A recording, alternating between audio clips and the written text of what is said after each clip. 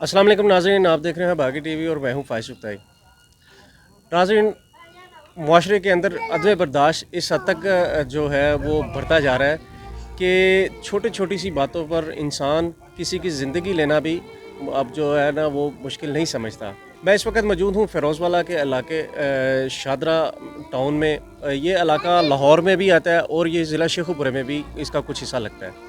अगर ज़िला शेखुपुरा की बात करें तो ज़िला शेखुपुरा इस वक्त जराइम पेशा अफराद की अमाजगाह बन चुका है या उनके लिए जो बेहतरीन जगह बन चुका है। उसकी वजह यह है कि शारदा पूरे अगर फ़िरोज़वाला सर्कल देखें या ज़िला शेखुपुरा देखें, मेन शहरों को छोड़ के यहाँ पर कि कोई सीसीटीवी कैमरा या जो सेफ सिटी कैमरे की तरफ से कोई उनका जो ना होने की वजह से जो जराइम पेशा अफराद है बहुत ज़्यादा यहाँ पर मौजूद होते हैं। मेरे साथ इस वक्त ये जो आप बच्चे देख रहे हैं, ये इस वक्त 4 बच्चियां और एक ये जो छोटी सी बच्ची मासूम बच्ची, ये इस वक्त आज से 4 दिन पहले इनके सर पर बाप का शफ़क़त मौजूद थी, लेकिन इस वक्त ये अपने चचा के हाथ में है और इसका जो बाप है वो इस दुनिया में नहीं है। ये बच्चे अब इस वक्त यतीमी की हाल में यहाँ पर मौजूद हैं। इब्रार नामी शख्स एक जो है मेहनतकश नौजवान था जिसका दूध का कारोबार था। वो अपने काम के एवज़ घर यानी कि दूध लेकर वो सप्लाई लेकर जा रहा था, लेकिन रास्ते में उसको बड़ी बेदर्दी से कत्ल कर दिया गया। मेरे साथ इस वक्त इब्रार हुसैन के भाई इकरार हुसैन मौजूद हैं। उनसे मज़ीद तफसीलात जानते हैं कि आखिर सारा माजरा क्या हुआ और अभी तक पुलिस ने क्या पेशरफ्त की है, तो इन्हीं से बात करते हैं। जी इकरार भाई, बताइएगा क्या सारे मसाइल पेश आए कि इब्रार हुसैन जो कि दूध लेके जा रहा था तो और कत्ल कर दिया गया और ये एक मासूम बच्ची आपके हाथ में है, क्या कहेंगे? कोई दुखी बंदा क्या कह सकता है। आपको बाखूबी देख ही सकते हैं कि हमारे दुख का कोई आलम नहीं है।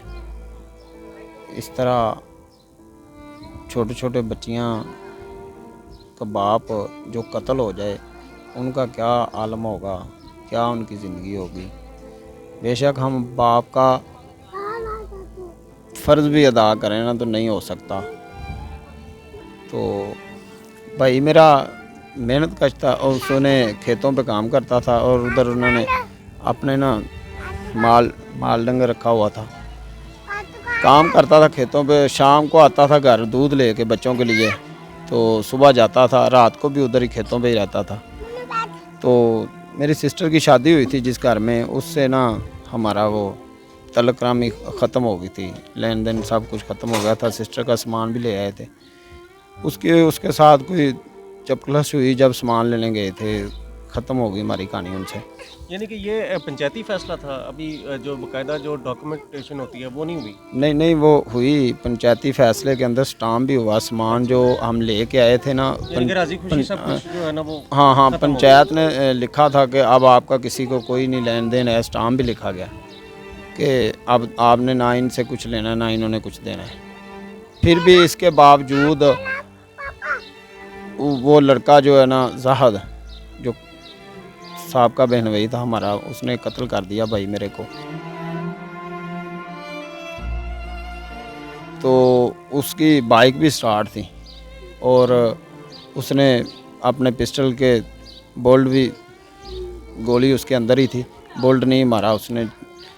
तो गोली वो मुकम्मल तैयारी के साथ वहाँ पर मौजूद था और बाकायदा प्लानिंग के बिल्कुल थ्रू। कह सकते हैं, क्या कह सकते हैं, वो बिल्कुल इसी इरादे पे खड़ा हुआ था वहाँ पे। तो जब भाई मेरा सुनने में ये आया कि भाई मेरा जब गुज़रा वहाँ से, तो उसने गाली निकाली है। पहले गाली निकालने के बाद उसने भाई मेरे ने मोटरसाइकिल रोकी है, रोक के नीचे उतरा है। नीचे उतर के वो उसकी तरफ लपका या उसकी तरफ होने लगा, उसने फायर कर दिया भाई मेरे को। उसने फायर मार के और कत्ल कर दिया। तो वहाँ पे इतनी बेहिसी 10-15 मिनट भाई मेरा उधर ही गले में उसको फायर लगा था। आप उसकी फुटेज दे सकते हैं जो वहाँ पर कुएँ की जाए, कुएँ की इतना खून कि जैसे कोई बकरा ज़िबा कर दिया। किसी ने वहाँ से उठाया नहीं, मैं खुद वहाँ पे जाके अपने भाई को उठा के रिक्शे पे लेके जब मेन सड़क के ऊपर चढ़े हैं, तो वहाँ पे डेथ होगी उसकी। अच्छा इकरार साहब, ये तो आपने उसका सारा वाक़या बता दिया कि उसके साथ जो वक़ूअ हुआ पेश आया। इसके बाद पुलिस का क्या, अभी तक कितने दिन हो चुके हैं? मेरा ख़्याल है 4 से 5 दिन हो गए हैं, और मैं यहाँ पर देख रहा हूँ कि आप भी एक खौफ की मुब्तला हैं सब लोग यहाँ पर, क्योंकि अभी तक जो दूसरी पार्टी है आपके मुताबिक अभी तक उनमें से कोई गिरफ्तारी नहीं। क्या कहेंगे इस वक्त तक पुलिस का क्या रवैया रहा है इस सारे मामले में? पुलिस का इसमें मैं अभी तक यही समझता क्या हूँ, पुलिस का इसमें रवैया है ही ज़ीरो है। पुलिस ने अभी तक मुझे किसी भी बंदे ने एक भी कॉल करके ये नहीं कहा कि आपका भाई से क्या हुआ है, क्या मामला हुआ है। इजहार अफसोस के लिए अगर कोई कहें तो उस किसी ने ऐसा भी नहीं किया, कोई एसएचओ ने नहीं किया। एसएचओ साहब पे सवालिया निशान है। उस दिन जब हम पोस्टमार्टम करवाने के लिए गए, उन्होंने कहा पोस्टमार्टम के लिए लाश को भेजो। उन्होंने कहा पहले दरख्वास्त होगी, फिर एफआईआर होगी, फिर आप लेके जाएंगे। तो आपने जितनी लेट करनी है आपने करनी है। चलो ये तो हो सकता है कानूनी तकाज़े हों जिसको वो पूरा करना चाहते हो, लेकिन उसके बाद जब आपकी एफआईआर भी हो गई है तो उसके बाद क्या सीन है? हमने कानूनी तकाज़े सारे पूरे किए हैं, फिर हम पोस्टमार्टम के लिए लेके गए। लेकिन उसके बावजूद जब एफआईआर हो गई तो इनको चाहिए था कि असल मुल्ज़म जो हैं उनको कैफ़रे किरदार तक पहुंचाते। वो असले की नुमाइश करते फिरते हैं टिकटॉक पे। उनकी काफ़ी वीडियो 2-2 3-3 गन्ने, बड़ी गन्ने, 2-2 पिस्टल अपने आगे रखे हुए हैं, 2-2 गन्ने उन्होंने पकड़ी हुई हैं, शीशा पी रहे हैं सरेआम। एसएचओ साहब का कहना था जी कि ये टिकटॉक पुरानी है। जब सोशल मीडिया का दौर है, पुरानी टिकटॉक पे एफआईआर नहीं होती। अभी आप क्या चाहते हैं? सारे मामला आपके सामने है, पुलिस ने किसी किस्म की कार्रवाई नहीं की सिवाय कागजी कार्रवाई के अलावा। अब क्या चाहते हैं? आप किससे अपील करते हैं? क्या इंसाफ दिया जाए? हम अपील यही चाहते हैं, खुदारा हमारे घर अब मेरा घर मुझे जेल की तरह लगने लग पड़ा है, क्योंकि हम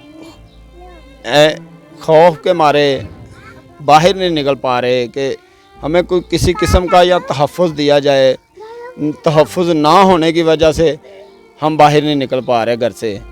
किसी किस्म का कोई इक़दामात नहीं हो रहा, हमारे साथ पुलिस तावन नहीं कर रही। नाज़रीन, जैसा कि आपने इकरार हुसैन से सारा वाक़या सुना और इस वक्त तक होने वाली जितनी भी जो कानूनी कार्रवाई है उसकी बात भी सुनी, और पुलिस का जो रवैया है उसके मतलब भी, जो रवायती रवैया पुलिस का उसके मतलब ने भी से इकरार हुसैन ने जो बताया वो सारा मामला आपके सामने है। मज़ीद वीडियोज़ के लिए देखते रहें बागी टीवी।